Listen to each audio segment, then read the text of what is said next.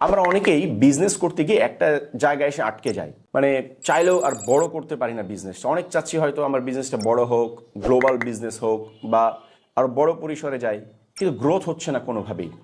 এর একটা কারণ হচ্ছে আমাদের ভিশনটা বড় না থাকা। সিরাতের মধ্যে আমরা দেখি রাসূল সাল্লাল্লাহু আলাইহি সাল্লাম যদিও উনি মক্কা থেকে দাওয়াতের কাজ শুরু করেছিলেন, একদম শুরুতে ওনার আত্মীয় স্বজনকে দিয়ে, নিকট আত্মীয়দেরকে দিয়ে, এরপর ধীরে ধীরে সমাজের মানুষের কাছে, কিন্তু ওনার ভিশনটা কিন্তু মক্কার মধ্যে সীমাবদ্ধ ছিল না। নবুয়তের ৫ম বছরে এসে যখন কাফির মুশরিকদের অত্যাচার অনেক বেড়ে গেল, উনি কি করলেন?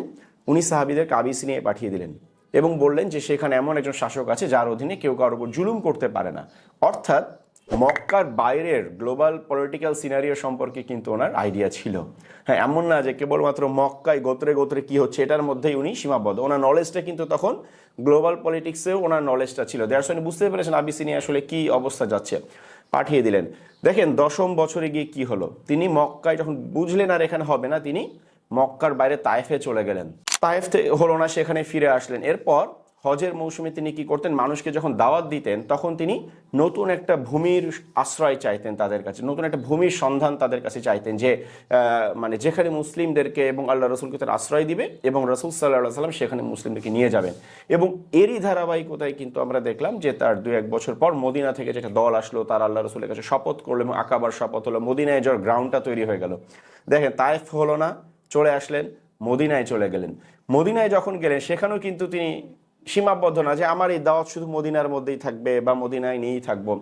যখন ৭ম হিজরিতে হুদাইবিয়ার সন্ধি হয়ে গেল, খাইবার বিজয় হয়ে গেল, মদিনা পুরোপুরি স্টেবল হয়ে গেল, তখন তিনি কি করলেন? তিনি আন্তর্জাতিক যে সম্রাটদের কাছে চিঠি লেখা শুরু করলেন। ঠিক আছে, রোমান সম্রাটের কাছে, পারস্য সম্রাটের কাছে, মিশরের বাদশার কাছে, তারপর হচ্ছে জর্ডানের বাদশার কাছে তিনি চিঠি লেখা শুরু করলেন এবং তাদেরকে তিনি ইসলামের দাওয়াত পেশ করলেন।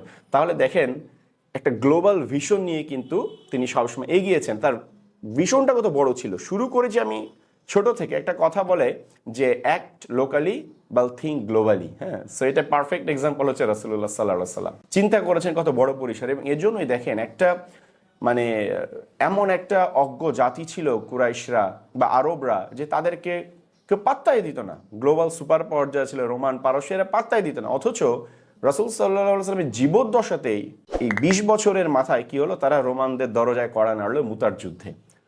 এটা কিন্তু কেউ ভাবতেও পারেনি যে এই মরু বেদুইনরা একদিন এসে রোমানদের সাথে যুদ্ধের সাহস করবে।